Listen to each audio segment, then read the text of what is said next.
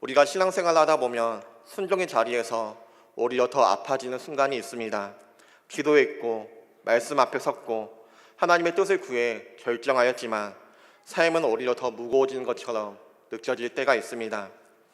하나님을 위하여 살아가고 있는데 그럼에도 불구하고 마음은 더 무거워집니다. 상황은 더 막히고 관계도 더 어려워집니다. 감당해야 할 짐은 점점 더 늘어나는 것처럼 느껴질 때도 있습니다. 이럴 때 우리는 조심스럽게 그리고 아주 솔직하게 이렇게 질문합니다. 순종했는데, 하나님을 위하여서 살아가고 있는데 왜 내 삶 가운데 고난은 더 찾아오는 걸까요? 우리는 신앙생활을 하면서 마음 한편에 이런 기대를 품고 살아갑니다. 하나님의 뜻에 따르면 적어도 고통은 나에게 찾아오지 않겠지. 하나님의 말씀에 순종했으면 적어도 고난은 안 찾아와야 하지 않을까. 하나님을 위하여서 무언가를 했으니까 내 삶에 좋은 일들만 있기를 바라는 마음들입니다. 그래서 순종 이후에도 우리의 삶 가운데, 내 삶 가운데 있는 문제가 사라지지 않는다면 우리의 마음에는 자연스럽게 혼란이 찾아옵니다. 내가 하나님의 음성을 잘못 들은 걸까? 내가 가는 방향이 정말 하나님께서 원하시는 방향일까? 차라리 아무 결정도 하지 말았어야 하는 걸까? 이 질문들은 믿음이 없어서 나오는 질문이 아닙니다. 오히려 믿음으로 살고자 할수록 더욱더 예민해지는 질문들입니다. 오늘 사도행전 16장에 나타난 바울과 실라도 바로 이 질문의 자리에 한가운데에 서 있습니다. 그들은 순종했기 때문에 감옥에 갇혔고 하나님의 뜻 안에 있었기 때문에 인생의 밤을 통과해야 했습니다. 그렇다면 우리는 바울과 실라의 삶에 찾아온 인생의 밤을, 이 고난의 밤을 어떻게 해석해야 할까요? 오늘 본문 속 바울과 실라의 상황을 차분히 바라보면 한 가지 분명한 사실 하나가 있습니다. 그들은 하나님의 뜻 밖에 있지 않았습니다. 오히려 하나님의 뜻 한가운데에 있었습니다. 지금 바울과 실라의 상황을 한번 생각해 보십시오. 바울과 실라가 빌립보에 온 것은 자신의 욕망을 이루기 위한 성공을 위하여서 찾아온 것이 아니었습니다. 기도의 자리로 가던 길에 사역의 한복판에 하나님의 능력이 드러나는 그 순간에 감옥에 내던져졌습니다. 여기서 우리는 중요한 신앙의 착각 하나를 내려놓아야 합니다. 그 착각이 무엇이냐면 하나님의 뜻 안에 있으면 인생의 길도 항상 열려 있을 것이다 라는 착각입니다. 성경은 모든 상황을 그렇게 이야기하지 않습니다. 하나님의 뜻 안에 있다 할지라도 우리의 인생의 문이, 인생의 길이 닫힐 수 있음을 보여줍니다. 더 정확히 말하자면 하나님의 뜻 안에 있기 때문에 일부러 막히는 경우도 있다라는 것입니다. 바울과 실라는 사람을 자유롭게 했습니다. 귀신 들린 여종이 묶임에서 풀려났습니다. 이것은 분명 하나님께서 행하신 하나님의 능력입니다. 그런데 그 자유가 누군가의 이익을 건드렸습니다. 돈의 구조가 흔들렸고 기존의 질서가 위협을 당하였습니다. 그 순간부터 복음은 환영받지 못하였습니다. 이것이 세상의 방식입니다. 세상은 언제나 무엇이 옳은가 보다 무엇이 유익한가를 먼저 묻습니다. 사람이 자유로워지는 것보다 내가 손해보지 않는 것이 더 중요합니다. 그래서 바울과 실라는 선한 일을 한 사람이 아니라 도시를 소란스럽게 만든 위험한 사람이 된 것입니다. 그들은 설명할 기회도 없이 옷이 벗겨지고 매질을 당하고 깊은 감옥에 던져지는 것입니다. 성경은 아주 의도적으로 한 표현을 사용하고 있습니다. 23절 말씀 우리 함께 읽겠습니다. 같이 읽겠습니다.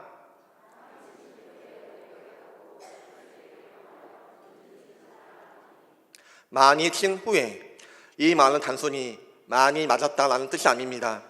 거의 죽을 만큼, 목숨이 사라질 만큼 맞았다라는 뜻입니다. 그리고 그 상태에서 가장 깊은 감옥, 다시 나오기 어려운 자리에 착고까지 채워지는 것입니다. 여러분이라면 이 장면을 어떻게 해석하시겠습니까? 바울과 실라는 묵묵히 하나님의 뜻에 순종하며 왔습니다. 성령의 말씀에 순종하여서 아시아가 아닌 빌립보에 오게 되었습니다. 빌립보에서 루디아에게 복음을 전하였고 귀신 들린 여종을 만나 예수 그리스도의 이름으로 귀신을 쫓아내었습니다. 그런데 바울과 실라에게 찾아온 것은 고난이었습니다. 바울과 실라는 얼마든지 이렇게 생각할 수도 있었을 것입니다. 하나님의 뜻에 순종했는데 어떻게 고난이 찾아왔지? 무엇이 잘못된 걸까? 아시아로 갔으면 이런 일을 당하지 않았을 텐데 이게 정말 하나님의 뜻이 맞는 걸까? 고난 앞에 선 인간이라면 우리는 이 질문을 너무나도 당연하게 할 것입니다. 우리도 그렇지 않습니까? 기도하고 선택이 있는데 일들이 틀어질 때, 순종했는데 관계가 더 어려워질 때, 믿음을 지켰는데 손해를 보아야 할 때, 우리의 마음속에 끊임없이 우리는 우리의 인생 가운데 되묻습니다. 어디서부터 잘못된 걸까? 무엇이 잘못된 걸까? 그러나 사랑하는 성도 여러분, 성경은 이 지점에서 한 가지를 분명하게 하고 있습니다. 고난은 하나님의 뜻에서 벗어났다는 증거가 아니라 하나님의 뜻이 다른 방향으로 일하고 있다는 증거입니다. 하나님은 바울과 실라를 편안한 사역자로 부르신 것이 아니라 복음이 어디까지 갈 수 있는지를 삶으로 보여주는 증인으로서 부르셨습니다. 그리고 그 증언은 강단 위에서가 아니라 감옥 바닥에서 시작되는 것입니다. 기억하시길 바랍니다. 하나님의 뜻은 언제나 우리를 빠르게 목적지로 데려다 주지 않습니다. 때로는 가장 어두운 밤을 통과하게 하시며 오늘 바울과 실라처럼 가장 깊은 감옥을 통과하게 하시는 것입니다. 왜 그렇습니까? 그 자리에서 만날 사람이 있고 그 자리에서만 드러날 믿음이 있고 그 자리에서만 열리는 하나님의 계획이 있기 때문입니다. 바울과 실라는 지금 이 순간에는 그 뜻을 다 알지 못하였습니다. 하지만 이 상황 가운데 우리가 하나님의 뜻 안에 있다는 그 믿음은 이 바울과 실라에게 있었습니다. 그래서 바울과 실라는 상황을 바꾸기 전에 먼저 자신들의 태도를 선택합니다.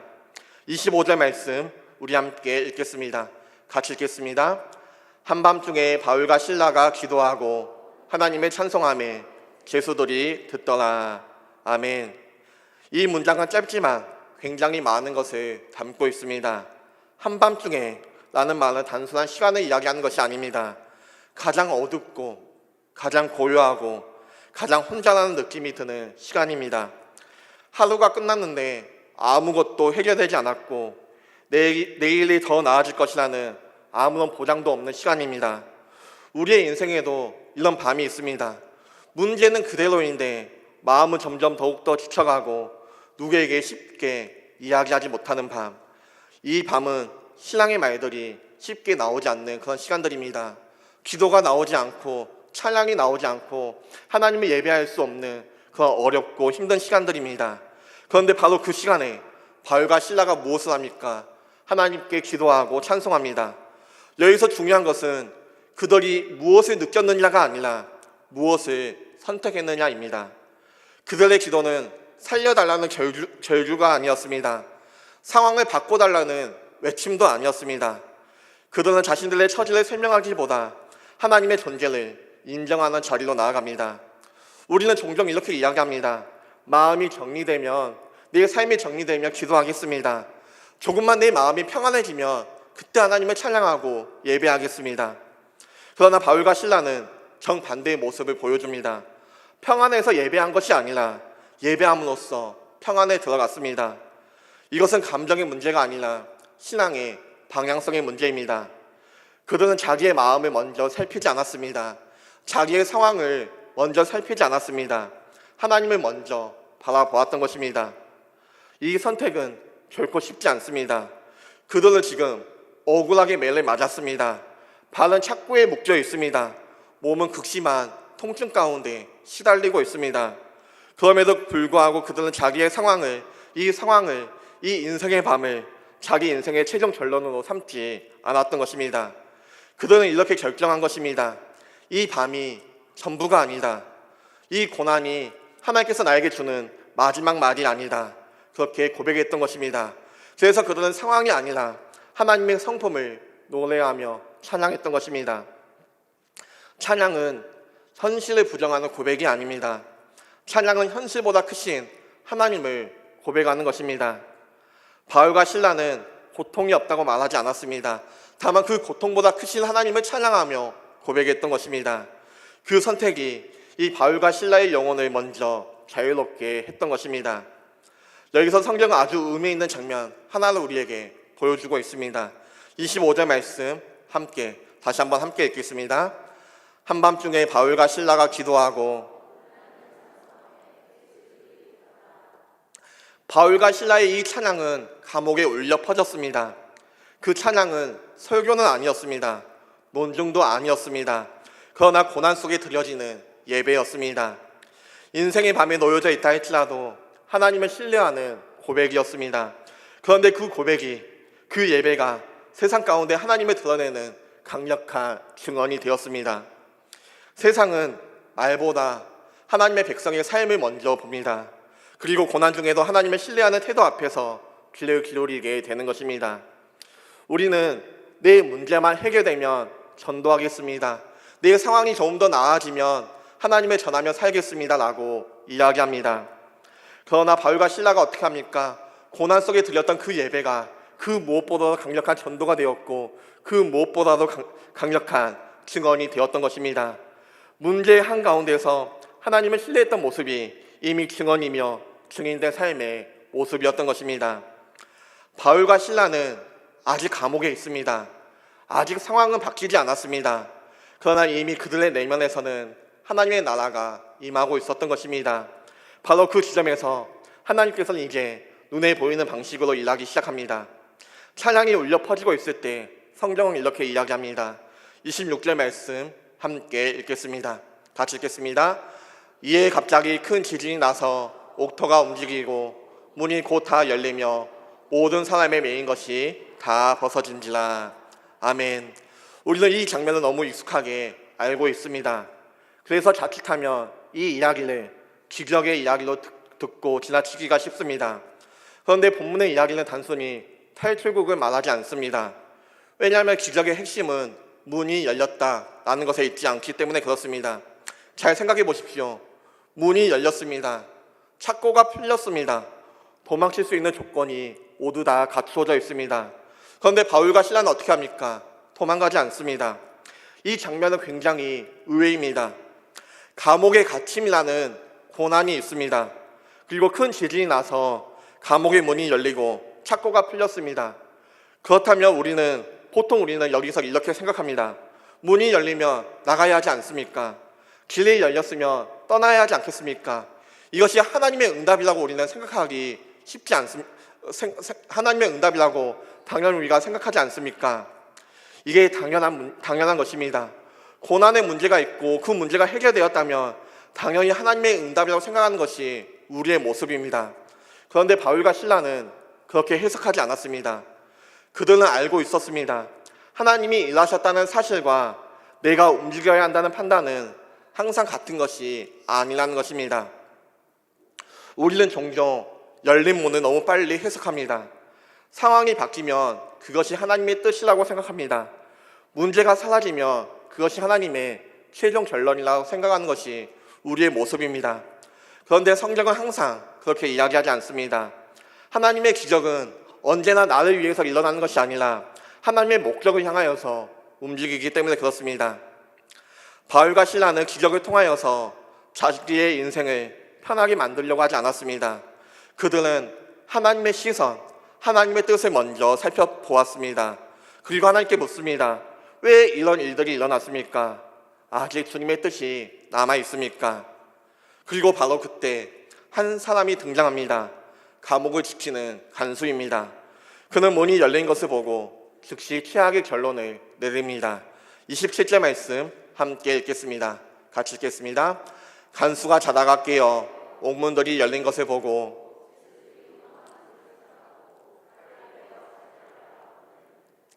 이 사람은 단순히 감옥을 지키는 직원은 아니었습니다.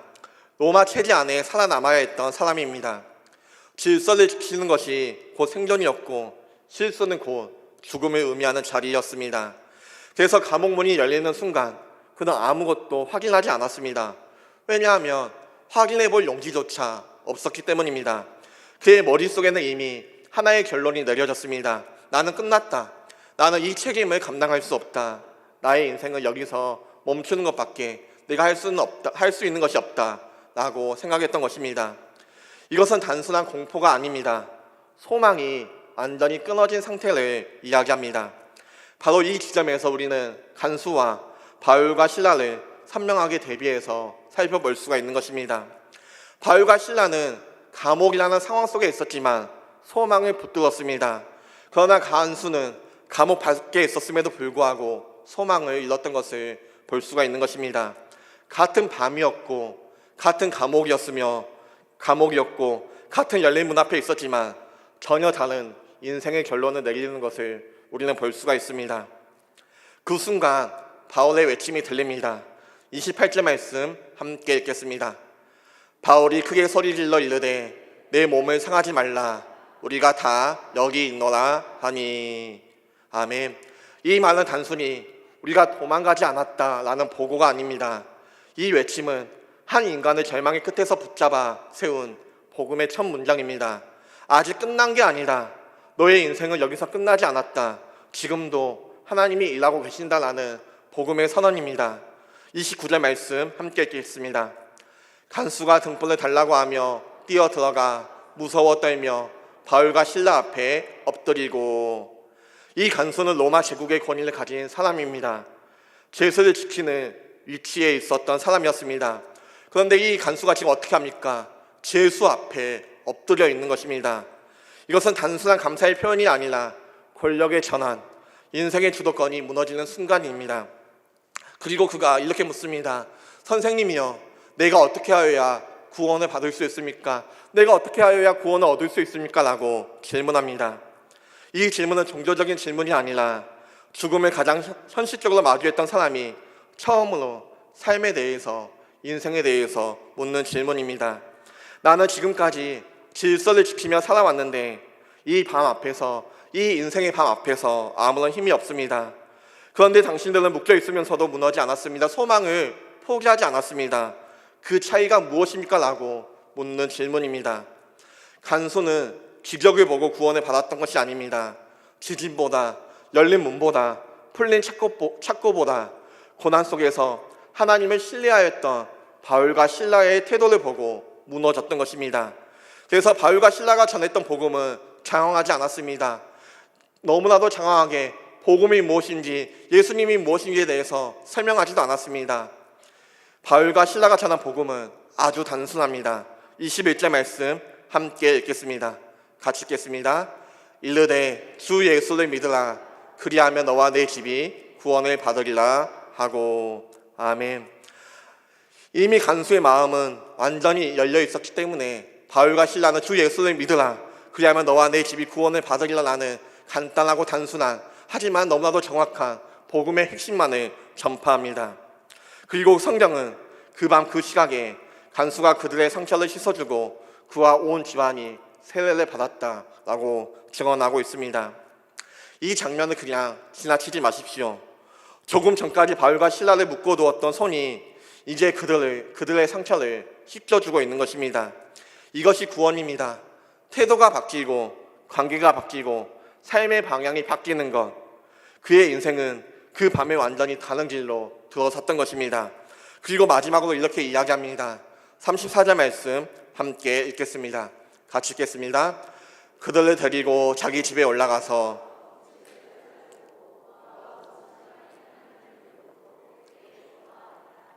그와 온 집안이 하나님을 믿음으로 크게 기뻐했다고 이야기합니다. 이 기쁨은 상황이 완전히 해결되어서 온 기쁨은 아닙니다. 이 간수가 하나님을 믿었다고 해도, 하나님을 만났다고 해도 로마 제도는 그대로이고 내일의 불확실함도 여전히 그대로일 것입니다. 그러나 그의 인생에는 이제 밤을 통과할 이유와 힘이 생겼습니다.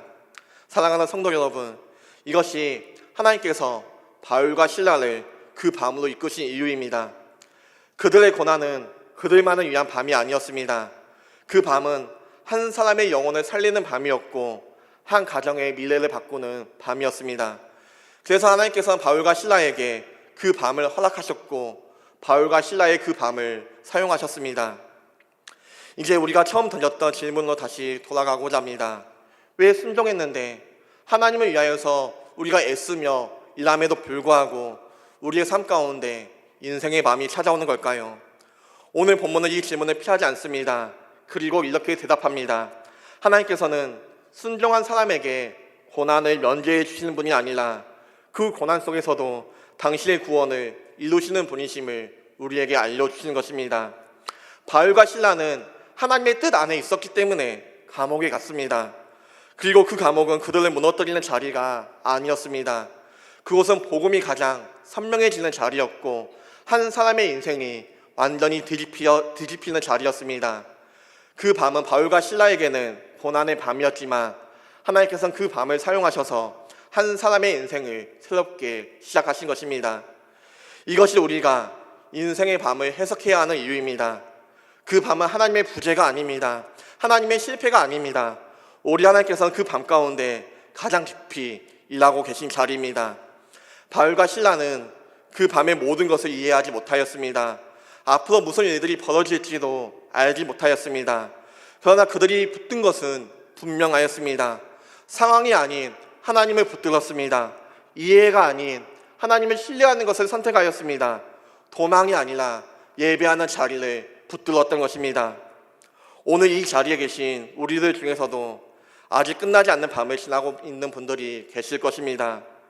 기도하였는데 상황은 바뀌지 않는 밤, 순종하였는데 오히려 더 아파지는 밤, 하나님이 멀게 느껴지고 하나님이 침묵하고 있는 것만 같은 그런 밤들입니다. 그러나 오늘 말씀은 우리에게 이야기합니다. 그 밤은 실패의 증거가 아니라 하나님의 손이 여전히 붙들고 계시고 있다는 증거라는 것입니다. 바울과 실라는 다 지나가 보니 은혜였다고 고백하지 않았습니다. 그들은 여전히 밤 한가운데 있습니다. 아직 문은 열리지 않았고 상황도 그대로입니다. 그럼에도 불구하고 이 바울과 실라는 그 밤 한가운데에서 하나님께 기도하며 하나님을 찬송하며 하나님을 예배하였습니다. 그 예배는 이런 고백이었습니다. 하나님, 아직 다 알지 못합니다. 아직 왜 나에게 이런 밤이 있는지, 왜 내가 하나님께 순종하였음에도 불구하고 감옥에 갇혀 있는지 알지 못합니다. 그러나 이 밤도 이 상황도 주님의 손 안에 있음을 믿습니다라는 바울과 실라의 고백이었던 것입니다. 사랑하는 성도 여러분, 이 시간 아직 우리의 밤이 끝나지 않았지만 그 밤에 우리가 하나님을 신뢰하기로 선택하겠다는 믿음의 결단을 올려드리길 소망합니다. 그래서 우리는 이렇게 고백하며 찬양하길 원합니다. 지금은 다 알 수 없지만, 지금은 내 상황이 왜 이렇게 어둡고 힘든지 다 이해할 수는 없지만 이 밤 또한 주님의 은혜 안에 있음을 믿습니다. 아직은 모르겠지만 그래도 주님을 신뢰하겠습니다라고 고백하며 나아갈 수 있는 우리가 되시길 소망합니다. 하나님은 오늘도 살아계시고 지금도 우리의 인생 가운데 가장 선한 이야기를 우리 가운데 쓰고 계십니다. 그 밤은 끝이 아닙니다. 이 밤은 하나님께서 일하시고 계신 자리입니다. 이 사실을 기억하며 믿음으로 고백하며 주의 은혜와 함께 찬양하며 고백하며 나아가겠습니다. 우리 함께 찬양하시겠습니다.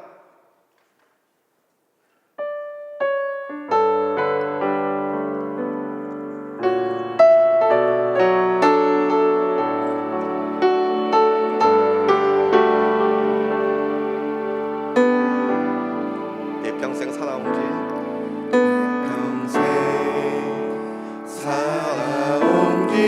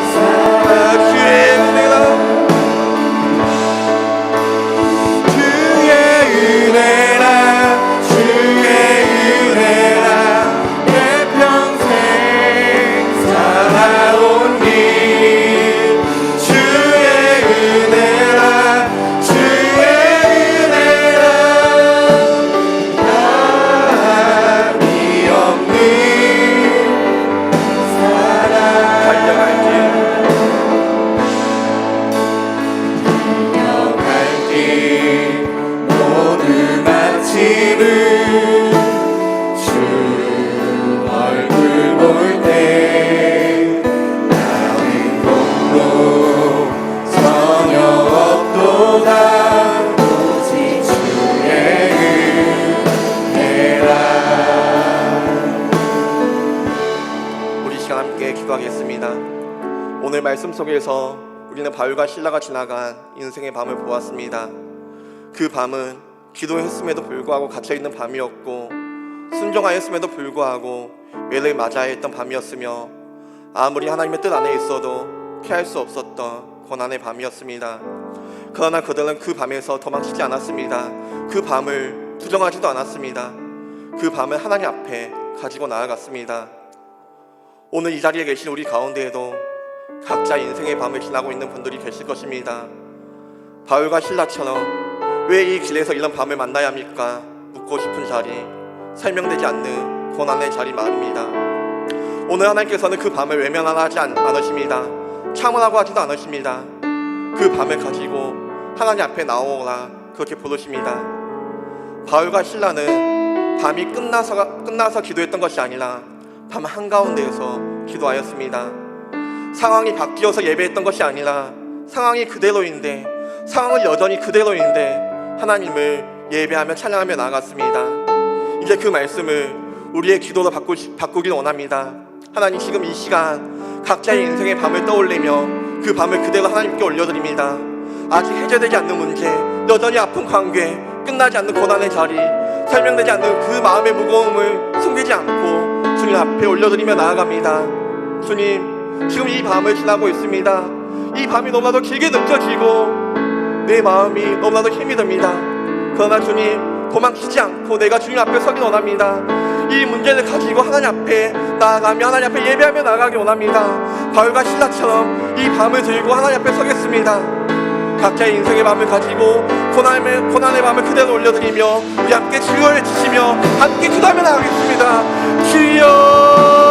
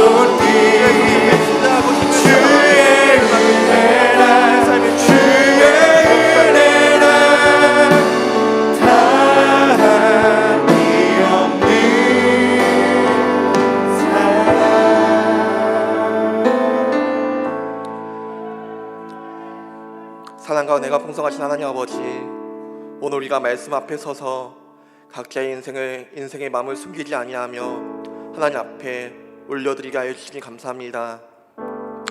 우리에게 그런 밤이 너무나도 많습니다.